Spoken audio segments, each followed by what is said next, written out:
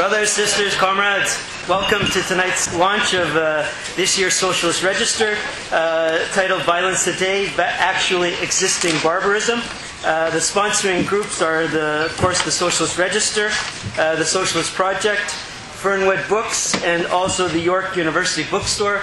There are many copies of the Socialist Register at the back. This year's Register on Actually Existing Barbarism of course, continues on a series of the annuals over the last number of years that have been on themes of the world conjuncture, this phase of capitalism, this particularly focused on how to understand contemporary imperialism and geopolitical as well as economic conflicts that have been integral to this phase of imperialism.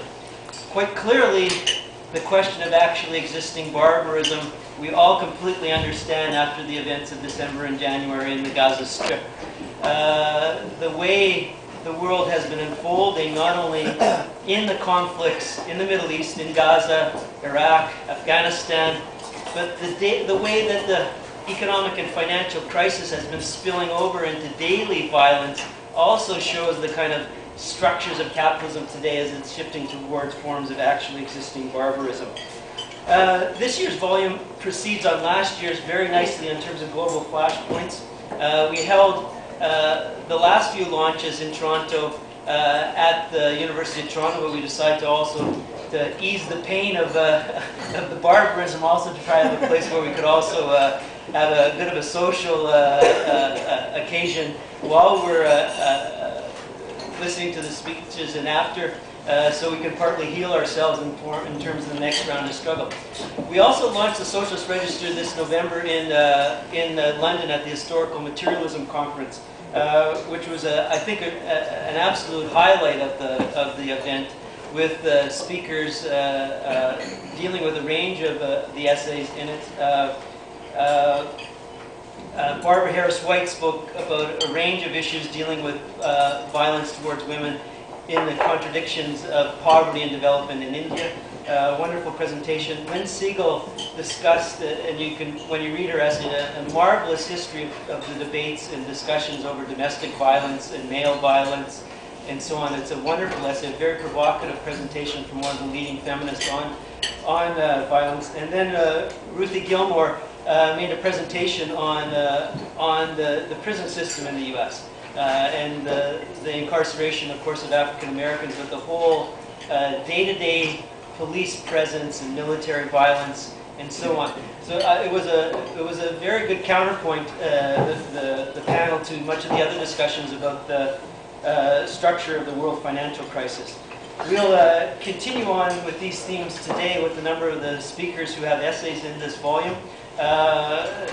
We'll begin with Leo Panitch, who's of course the editor of the this year's Socialist Register, along with Colin Lees, and with a few of the other authors is the author of the title Actually Existing Barbarism versus Renewing Socialism.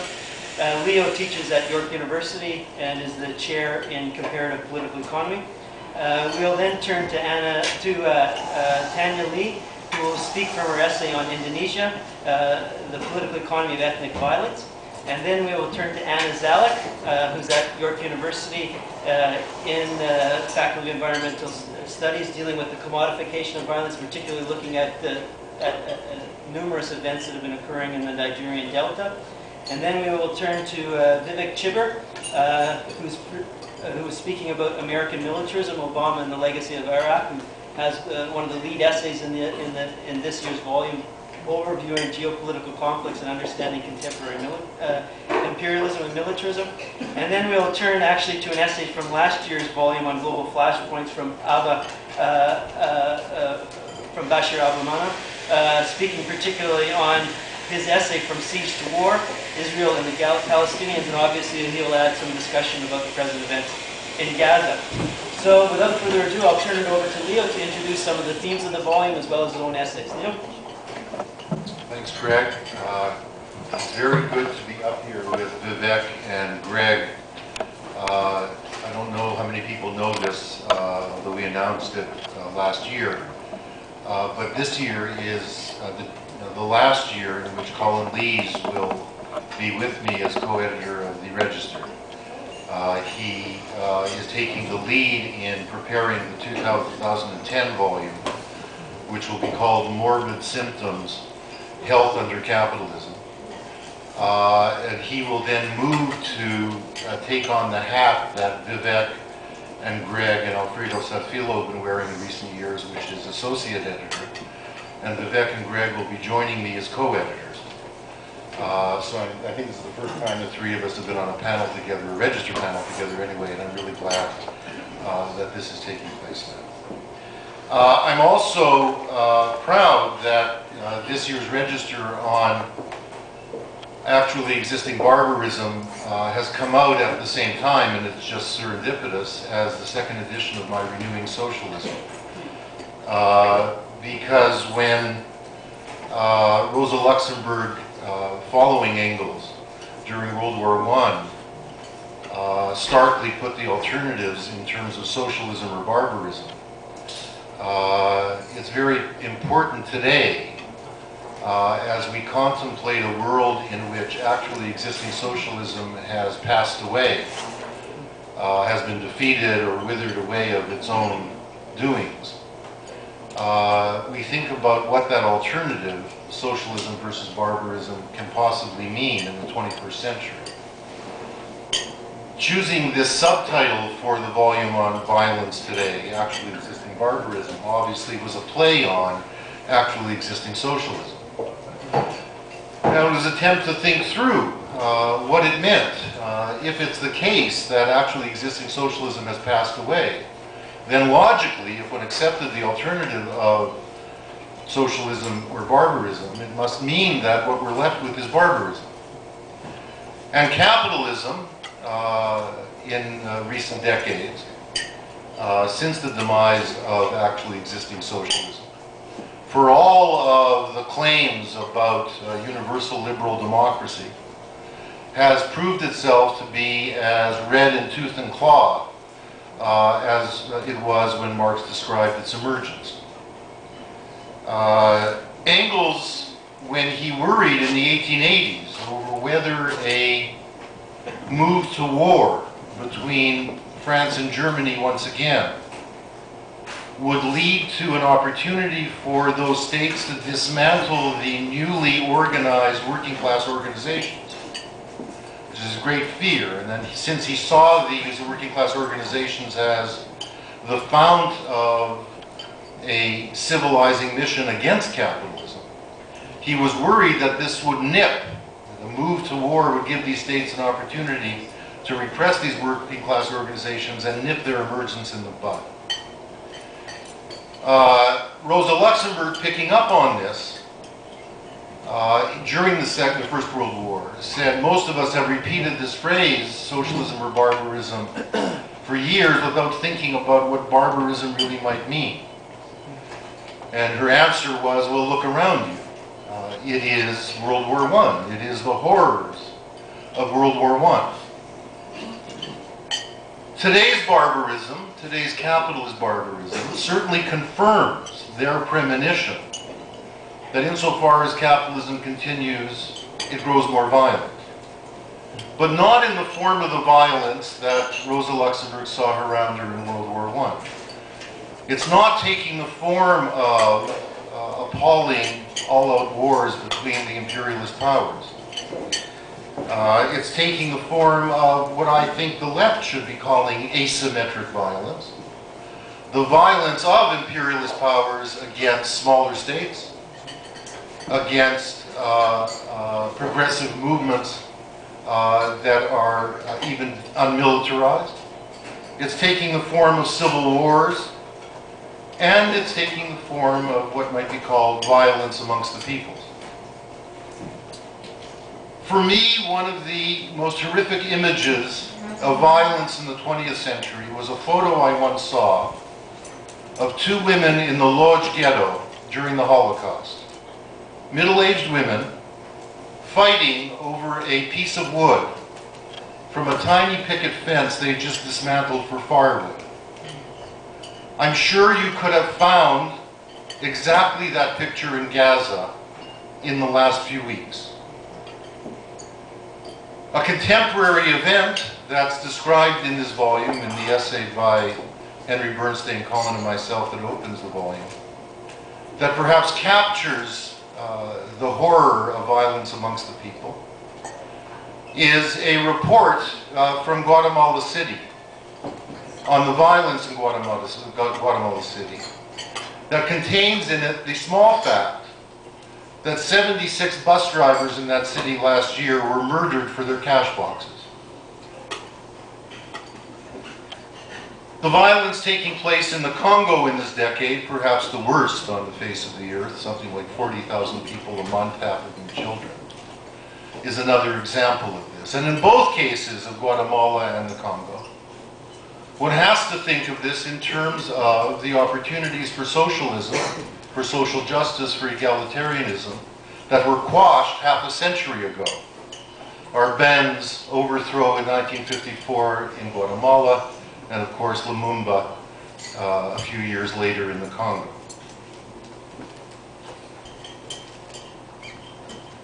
This blockage of socialist possibilities by capitalist and imperialist powers offers us an important perspective on the nature of violence in the world today, although it is hardly the whole story. We tried in this volume not to pretend that actually existing socialism did not have an enormous amount of blood on its hands. We recognize and analyze soberly the autonomous role that racism, that religion, that ideology, even that law, and of course that families play in the violence in today's world. In that vein, however, we do argue that socialists need to take considerable responsibility for the way in which violence shows itself under capitalism today. And I thought I would just finish my remarks by reading a few paragraphs from the end of Henry's and Colin's and my essay that perhaps captures this. It ends with a quotation from Raymond Williams that is the opening quotation of the first chapter of my Renewing Socialism. Barbarism actually existing in so much of the world, however much it may be connected with the suppression and sometimes extermination of so many of the egalitarian, democratic, and socialist products of the 20th century, also needs to be traced back to the failures of so many parties and movements to sustain those projects. What happened in South Africa's townships in 2008, quote, a burning tire around the neck of a terrified immigrant, neighbors turning on neighbors with violent rage, hundreds huddling in police stations for fear of more bloodshed, unquote. This is directly related to the ANC government's embrace of neoliberalism, the loss of influence of its partners, the SACP and COSATU, the experience of rates of unemployment and poverty as greater than under apartheid. Nor can the incidents of violence against the Gypsy community and the Bengali shopkeepers in Italy, in the context of increased anti-Roma and anti-immigrant rhetoric coming from official authorities, be properly understood without taking into account the confusion and loss of purpose that accompanied the demise of the Italian Communist Party, once the most vibrant communist party in the West. The proliferation of barbarisms, large and small, needs to be understood in the context of the low point reached by the socialist project at the end of the 20th century. Whether due to defeats inflicted by imperialism and domestic reaction, or to the many failures and acts of oppression of actually existing socialism and post-colonial nationalism, or to the contradictions of social democratic reformism and its own settlement with neoliberalism. This is in fact what Engels was getting at when he raised the possibility of a universal lapse into barbarism in the Europe of his time. He saw this as likely if the nascent socialist mass movement's political transformation of the working classes themselves was stopped in its tracks. Marx and Engels founded their politics on the knowledge that, quote, for the success of the cause itself, the alteration of men on a mass scale is necessary, an alteration which can only take place in a practical movement, a revolution. They called the development of the practical movement a revolution, quote, not only because the ruling class cannot be overthrown in any other way, but also because the class overthrowing it can only in a revolution succeed in ridding itself of all of the muck of the ages and become fitted to found a society anew. This was not something that could take place overnight in an insurrectionary moment. Engels' letters in the late 1980s, while expressing his concern about the unparalleled devastation of a war amongst the great powers, was most troubled by the fact that war would lead to the socialist movement being smashed up, disorganized, deprived of freedom of action everywhere. And with the compulsory and universal suppression of our movement would come a period of reaction based on the inundation of all the people bled white. We are in such a position now. The violence with which the world is now saturated reflects the failures of the socialist movements of the 20th century to transform the working classes so as to transcend their particularisms and develop the ambition and strength to face down and defeat ruling class violence. The current impasse of socialist movement is thus directly related to the question of actually existing barbarism at the beginning of the 21st century. As Raymond Williams so well understood, quote, there must be something in every socialist, from the very values involved in wanting socialism at all, wanting a revolution to bring about socialism rather than just wanting a revolution, that continually pulls towards precisely the compromises, the settlements, the getting through without too much trouble and suffering, that is the great resource of longing on which capitalist parties draw. It is only when people get to the point of seeing that the price of the contradictions is yet more intolerable than the price of ending them, that they acquire the nerve to go all the way through to a consistent socialist politics. Thank you, Leo. Leo's essay with Henry and Colin, I think, is a wonderful probing of this question of actually existing barbarism, and particularly the idea of socialism and barbarism, which we always use but seldom have analyzed analytically and then applied to the current terrain. This volume is bookended by another essay by Samir Amin and also John Berger, looking at some of the other kinds of questions of contemporary violence, and obviously in the case of Samir, in terms of political strategies. In that context, Berger's piece is an excerpt from his novel looking at some of the dilemmas of an actually lived experience of violence in Palestine in a prisoner. This volume also has a wide range of cases, some of the examples that Leo invoked, from India to the UK to Indonesia, Colombia, and so on. So we'll turn to a couple of the essays and authors who look at some of these questions in particular places. First, we'll turn to Tania Lee, who's professor in the Department of Anthropology at the University of Toronto, holds the Canada Research Chair in the Political Economy and Culture of Asia Pacific, and her most recent book is The Will to Improve Governmentality, Development and the Practice of Politics. Tania. Okay, thank you. So the angle that I'm going to take up in my talk and in this paper is the one that Leo introduced, is the question of violence among the people. And I think this is the question of why one group of people would turn upon another is one of the hardest issues, really, for anyone to address, including people on the left. And it's something that I've wrestled with and tried to think, really had to challenge myself to figure out how can one possibly understand such a thing, and what kinds of frameworks could be brought to bear.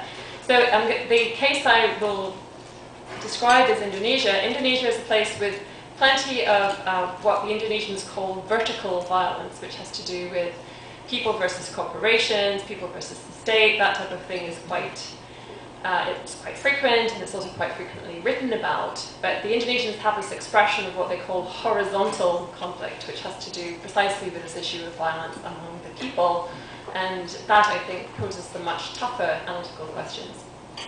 So the case of Indonesia then, at the end of Suharto's rule, from the time when he was deposed in 1998, particularly between 1998 and about 2002, there was a whole outburst of what one can think of as ethnic and religious and communal violence in Indonesia from one end of the archipelago to the other. Broke out in numerous provinces, from Papua, Aceh, Sulawesi, Kalimantan, practically many provinces had this kind of experience. And what happened was thousands of people were killed, hundreds of thousands of people were evicted and displaced. Many of them have still not been able to return to where they were living before. Basically, a sort of an ethno-religious cleansing took place in numerous provinces of Indonesia in that period. So the question is why? One type of explanation, and the kind which was quite popular in the media at the time, the kind of thing that journalists could easily grasp, international journalists, was this idea of culture.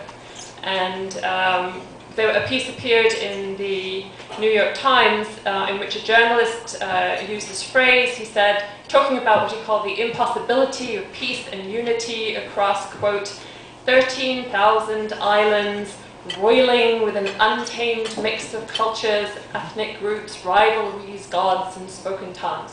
So basically conjuring the idea that the very sort of ethnic, cultural, and religious diversity of Indonesia in itself was explanation for why one should have these kinds of violent outbursts.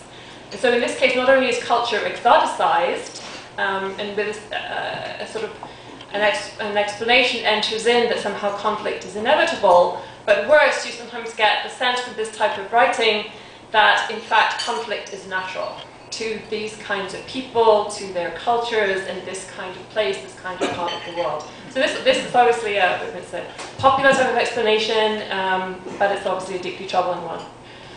Then one has the possibility of a more kind of economic, class, material type of analysis, talking about conflicts of interest.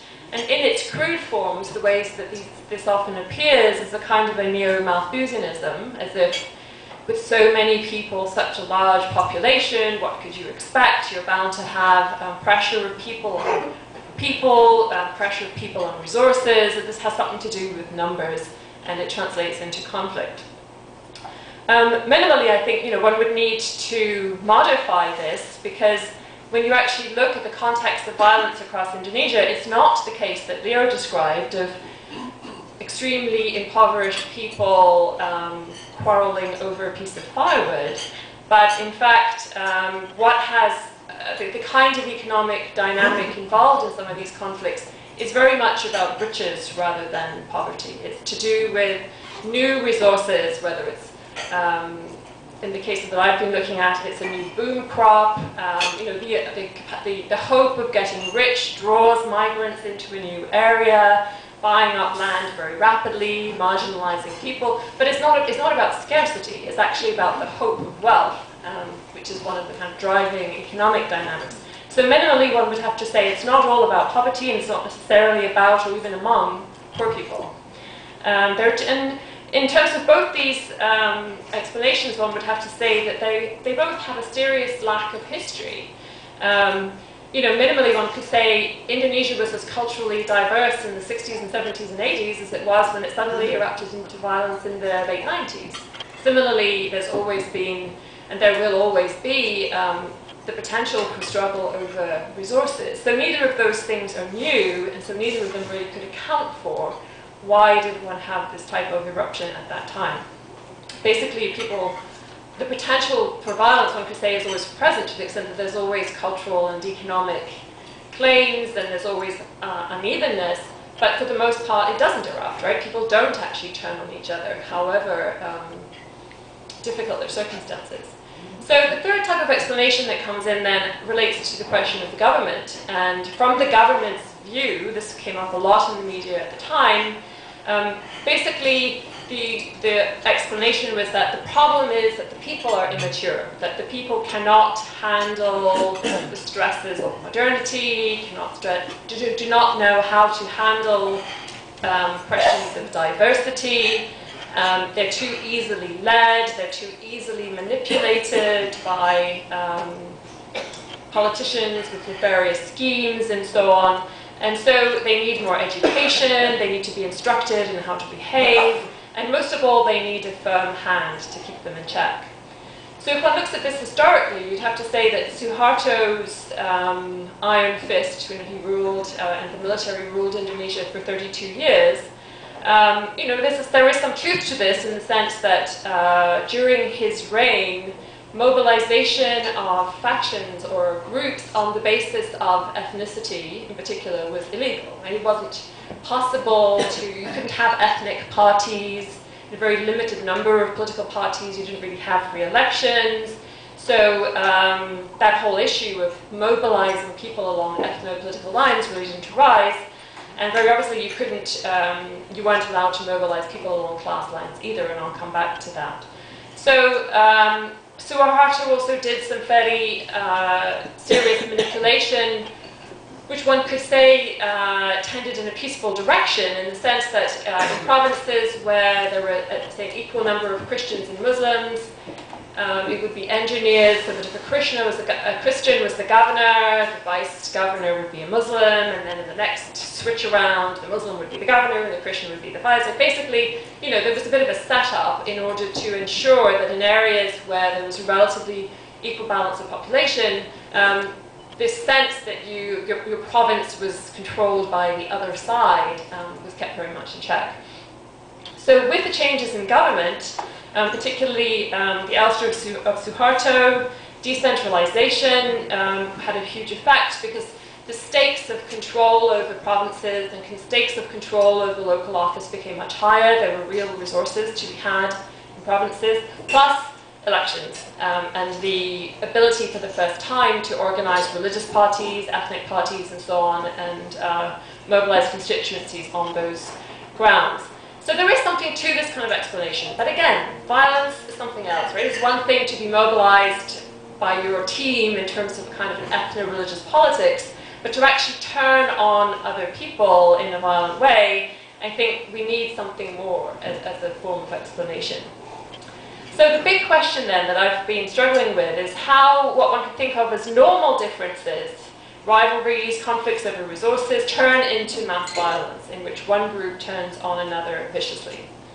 So just to give one example of this, in the province of Kalimantan, or beyond Kalimantan, there were several instances of this, but in one particular one in 2001, the local indigenous Dayak people wanted to assert a kind of ethno-territorial claim, our rule in our house, and wanted to evict a migrant population, some of whom had been settled in this region for several generations. And they were, one could say, successful. Hundreds of thousands of Madaris were actually evicted from the province and have still not returned, and this is 5 or 6 years later.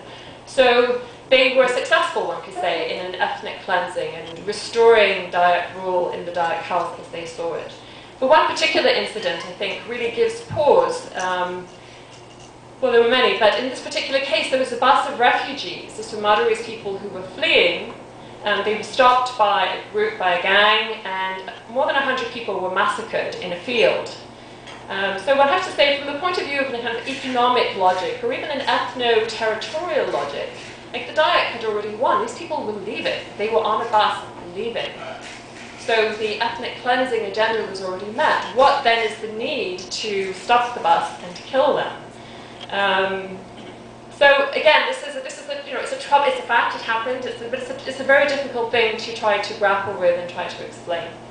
Are we then in the domain of barbarism? Are these kinds of explanations which describe people, in this case Dayak in particular, have often been described as primitive, irrational, you know, prone to irrational behavior, these kinds of culturist claims?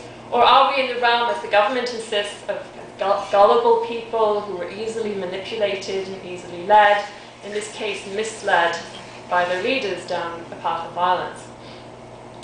I think that all of us have difficulty trying to understand this, and we have difficulty with this kind of explanation because we want to see people as agents, people who are rational, people who know their own interests, who make calculations based on their interests, not in fact just people who act irrationally. Like, if anything, we assume otherwise. Right? We assume that people have the capacity to know their interest and to act on it. But if that's the case, then that's very troubling, right? Because it suggests then that this type of excessive violence, this kind of calculation, that if you want to get rid of people, you have to do this kind of extreme terror and inflict this type of visceral harm to 100 people, children and all, in the field, because of the calculation that if you don't want these people to come back, you better terrorize them thoroughly so they never will, right? But I find it's hard to come to grips with this idea, right? That there's that much calculation, that much strategy at work in that type of decision, as decision it was, right? Somebody gave the order to stop, cause, and kill people. So this is the conundrum. So what are my resolutions of it, at least my provisional ones? Certainly this idea of a kind of a crude culturalism, I mean, even by labeling it crude, I've suggested that it's not enough. I think one of the questions we have to deal with is how differences are always there. But the question is, how do differences become salient? How is it that one kind of difference maps onto another, producing overlaps which can seem crude, us and them, which is the necessary kind of simplification in this type of violence, but these kinds of divisions have histories, they're built up in layers. Typical ones in Indonesia have to do with migrant versus local, Christian versus Muslim, and sometimes these actually coincide with the rich versus poor, in which case you really have the potential for kind of a concatenation of types of division which can then become more salient. Then there's the question of a kind of crude materialism. What could we do with that? I think one of the features of these kinds of the events in Indonesia is a real need to pay attention to the middle class, not to the poorest people. The main protagonists, the main organizers of these events have tended to be politicians, professionals, government officials, students, people, religious leaders, people in NGOs. It has in fact been an urban middle class that has been the main group mobilizing these conflicts, and that I think also gives us something to think about. On the one hand, I want to say it's material. These are people who have something to gain from having their group in power, licenses, contracts, corruption, all of the things which flow from being close to power are more likely to flow from you as an urban professional if you're with the right side than they are if you're a poor farmer and back beyond. The middle class actually has a lot at stake in these kinds of conflicts. The hardest one, though, is the question of why do poor people join in? Right? We want to assume that they're smart, that they're not dupes. There's a particularly offensive language for talking about this in Indonesia, which is the idiom of puppets and puppeteers. This idea that someone is just like a puppet on a string being manipulated, pulled this way and that. Right? Somebody who has no mind of their own, who is not capable of reason, and who's the tool of malevolent dark forces who are manipulating this person. And this is troubling, right? And I'm sure there is actually a grain of truth to it. I think there's more, though, in terms of understanding. We need more to understand why people mobilize in large mobs and in large groups to commit violent acts. And I think to find an explanation for that, I really had to turn to another sort of literature, which isn't about cultural differences, which isn't even about material differences, but which is really about the role of terror, the experience of violence, fear of violence, and how that creates its own momentum. Having been in one of these conflict zones at the time in 2001, and hearing people discuss the rumors they were hearing about what was going on, in this case I was in a Christian highland area, what was going on in the city where Muslims were reputedly raping and killing Christians in large numbers and so on. And the way that these stories were related and endlessly debated created what seemed to me implausible in one sense, but extremely present sense of threat and terror of the kind in which people were saying, we should go there, we've got to go there right now, we've got to take our weapons and go and protect our people. One of the, the tales of violence, acts of violence do produce the dynamic of its own, which then gets taken up in particular ways. Of course, terror or fear of this kind of bizarre violence was successfully used by Suharto for 32 years. So I just want to briefly recount this event. But in 1965, there was a massacre of 500,000 people who were reputedly members of the Communist Party of Indonesia. 500,000 people at least were killed in a short period of time by the military, which organized militias, and to some extent it was also popular. It was taken up among the people. And the military then argued that this violence was caused by the communists. And this is always deemed, on as a sort of on the basis of a rational analysis, absurd. I mean, the obvious victims somehow were turned into the villains and the perpetrators. And their ferocity, their weird behavior, and so on became what was narrated. And in place of this, the military argued that this was a populace that was clearly vulnerable to communism, incapable of conducting a sort of rational politics, and therefore had to be kept quiet, orderly. They had this term of the floating mass. You had to effectively eradicate politics from among the people because clearly they were incapable of it. So this, I think, is the core of the problem in Indonesia at the end of the Suharto period. You've had 32 years in which the kinds of spaces and modes in which people could engage in what I call the practice of politics, right? Debating issues of distribution, issues of identity, issues of uneven development, in which all of these things could be on the table and discussed. The space for that was severely curtailed, if not completely eradicated for 32 years. What then erupts is not the vigorous political debate which one wants to have, it's this kind of weird substitute for it. It's as if the fears and the sense of manipulation, the sense that you're being manipulated by dark forces, that's what people know, that's what they've been schooled in for 32 years, and that's what continues to rule. So from my point of view anyway, the answer to all of this, if there is one, is not to fall prey to the suggestion that people are culturally incapable or too immature for politics, but in fact that they need a lot more of it and a lot more practice in it in order to be able to resolve what one might think of as the normal conflicts and tensions which come with diversity and uneven development in a way which stops short of violence. Thank you.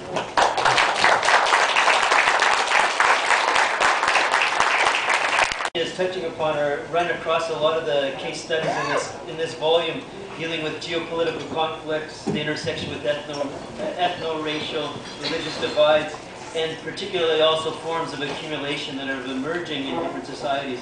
That is also one of the themes in Anna Zalik's essay, which she writes with Safira Joab Peterside, who's at the University of Port Harcourt in Nigeria. Anna Zalik is in the Faculty of Environmental Studies at York University and writes a lot on different aspects of oil and development in Mexico and Nigeria. She also has a wonderful essay out in one of the fall issues of Monthly Review looking at fossil capitalism, and is becoming one of the most well-known writers on issues of oil and development. Anna. Well, thank you, Greg. I appreciate that, and I very much appreciated the invitation to participate in the register. And in a sense, I was asked to look very hard to hear over here. Okay. I think we'll be on. Thanks. Is that better? Okay.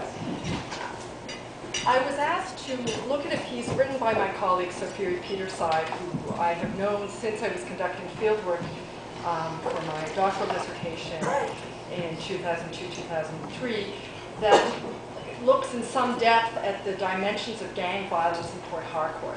And the details that Sophia engaged in that article required, I guess, representation to a broader global audience because of the fact that those who study some of these dynamics tend to get bogged down in the specifics of the intercommunal violence that has been sedimented in the Niger Delta as a result of the dynamics of oil production. So one of the reasons for this is that the geography of the Niger Delta creates its own kinds of complexities. We're looking at population of about 4 million people who live in the riverine area and speak about 100 different languages, and you can travel, say, 10 minutes downstream, and you're in a community that doesn't speak the same languages as the village that you were just in.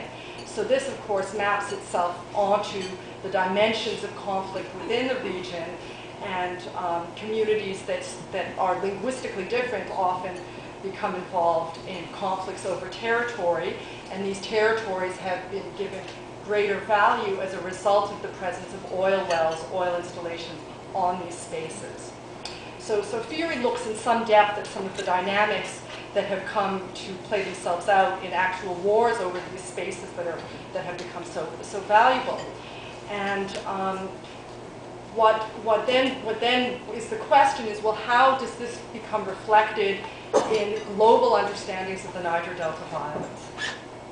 And here, I guess there's three points that we try to make in the paper, and that a key one has to do with the actual representation of this.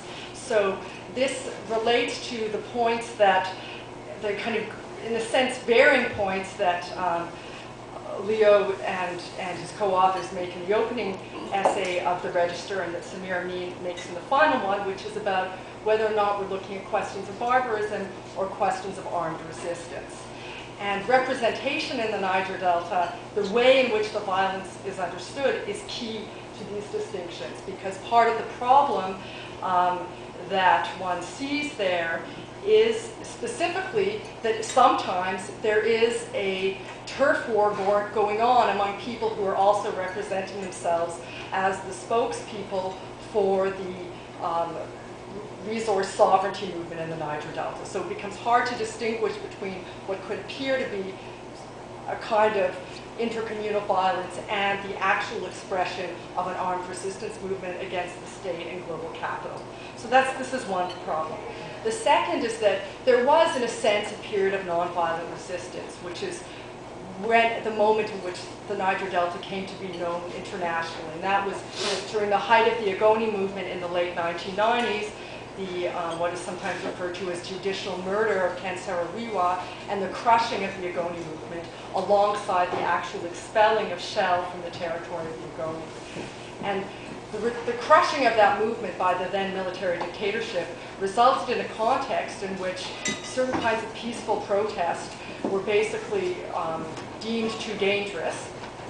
And then later, in the early part of the millennium, when there was a resurgence of some of this kind of peaceful protest by women's sit-ins on Chevron platforms, these groups of people were ultimately evacuated from the area. So and the peaceful protest was seen as very damaging to the global oil industry's reputation. This is something that's described explicitly in various internal documentation among oil industry staff people, and it was seen as really threatening to, the image that they wish to project through the new sort of embrace of corporate social responsibility. So with the crushing of this sort of nonviolent resistance and the removal of people who were engaging in it, it's unsurprising in a sense that the movement became more radicalized and that the young men who were excluded from the spoils of oil wealth came to arm themselves. But their own arming was, in a sense, also to protect the contraband oil trade. And this contraband trade exists right next to the actual so-called legitimate trade in oil. So what then happens is a sort of competition between deciding who can represent their own use, their own extraction of oil, or their siphoning of oil through pipelines as more legitimate. And certainly the resistance movement in the Niger Delta has tried to represent this tapping of oil pipelines as a case of direct resource control, a kind of direct resource sovereignty. Now, this latter is really problematic for the global oil industry.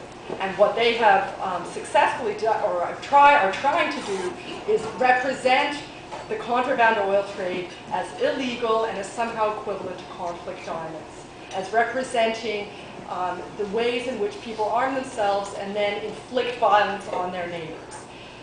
This is not without some reflection in the actual dynamics between armed groups in the Delta that are trying to seek control over particular enclaves. But at the same time, there is a persistent effort to make the transnational oil industry and the state's role in that illegitimate through the sabotaging of facilities. So you're stuck in this sort of tension between the kind of violence that spills off and affects local populations and the actual sort of creation of this notion of an armed resistance movement. And the tensions are ongoing. Now, the result of this is something that could really be called a conflict industry in the Niger Delta. And certainly Sophie's research and some research that I've engaged in through consultancies when in Nigeria forms part of this conflict industry. And just to give you an anecdote of a recent example of how this plays itself out, in November, 70 young militants from the Niger Delta were shipped off to South Africa for anger management training, or retraining. And there they were, apparently according to various articles, were going to be exposed to the teachings of Nelson Mandela and Martin Luther King, following which they would then be sent to various Western countries for training in pipe fitting and shipbuilding and various things. Now, apparently, some young men did in fact participate in this. And this conflict industry becomes self-reproducing. So many of the social movements that were involved in direct critiques of the way in which the Nigerian federal state and global capital were working together in the Niger Delta now actually become consultants to the process of pacification of the resistance movement. And Tania also comments on something like this in her piece. And it's problematic. So there then is this tension: to what extent can these kinds of channels, the global donor conflict transformation agenda, be employed in some sort of actual project of substantive democratization, where local residents would actually have a greater say or access to the revenues extracted from their territory.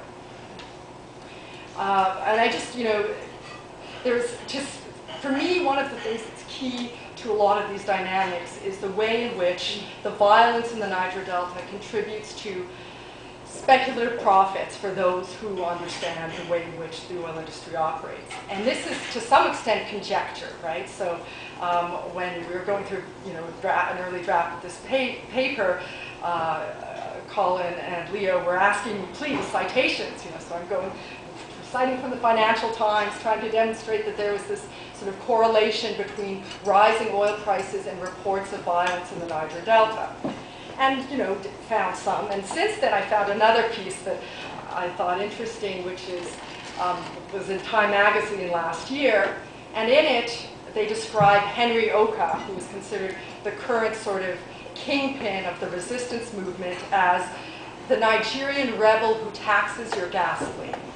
Because of the relationship between his activities and rising prices.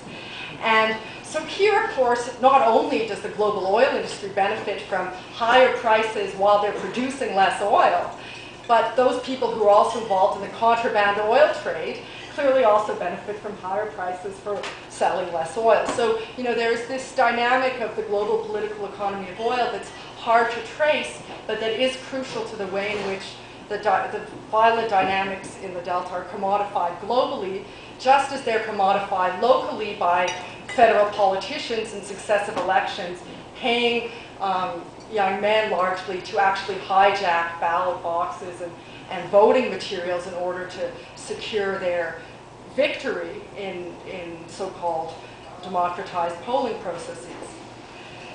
So these are, sort of a complex set of dynamics that the representation of which is complicated also for resistance groups in Nigeria. And it's complicated because there is a respect for the militant movement.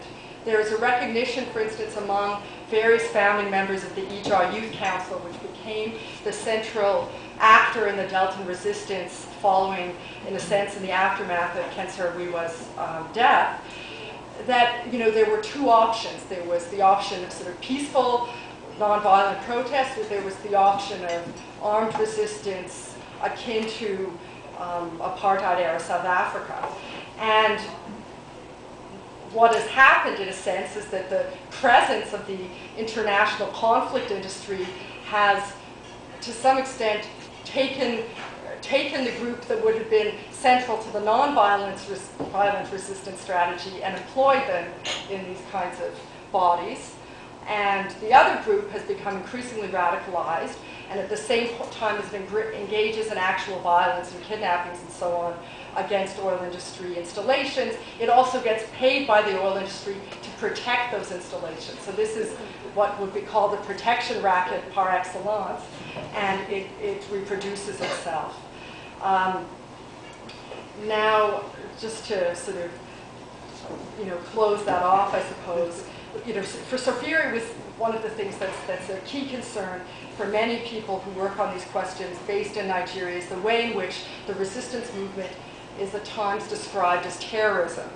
And this is, of course, maps onto specific policies of the Bush administration, and the fact that the U.S. Council on Foreign Relations published a report in 2006 called More Than Humanitarianism, a Strategic U.S. Approach to Africa, where it looked at the relationship between humanitarian interventions, which is what I study, and the actual strategic securing of the region, which is some of the work that Sofiri is looking at as well.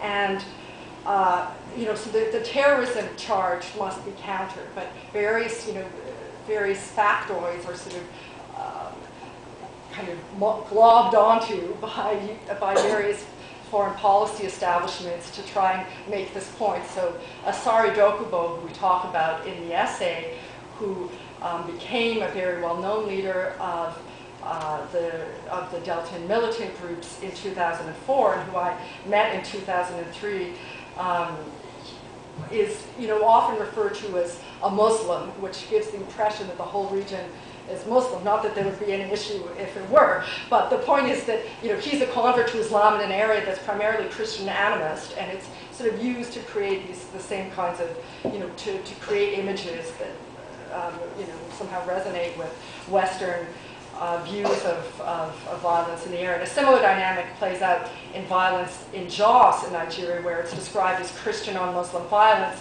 but the political economy of it is really built around who is going to control the local government areas, and this sort of cultural mapping of the conflict, while not irrelevant, is far less significant than the political economy of it. So,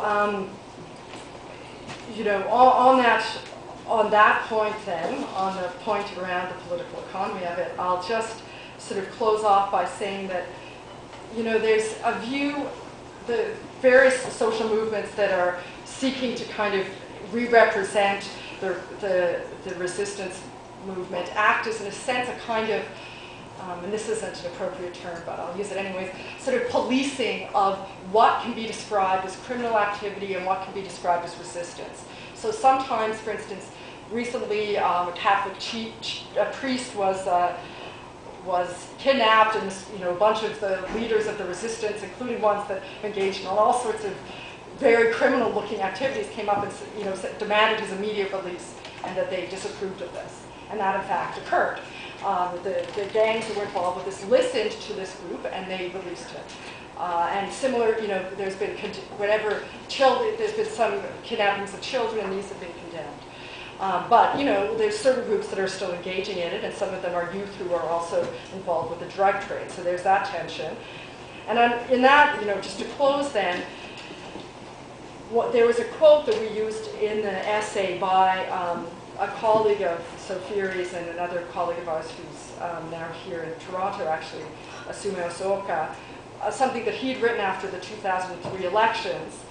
And he was talking about violence that played itself out in the aftermath of the 2007 elections, and that violence was the result of the fact that groups that had been hired as thugs basically for competing politicians hadn't been given the cash that they expected. And so he said, in the closing to a critique of this, all said and done, what is most important to note is that we are at a crossroads. Either we reclaim and rebuild our mass-based democratic organizations, position them for a focused struggle for a new and better society, or we nosedive into unmitigated barbarism. Social history is never static. It is becoming increasingly clear that retrogression is gaining an upper hand over progression. Let's act now.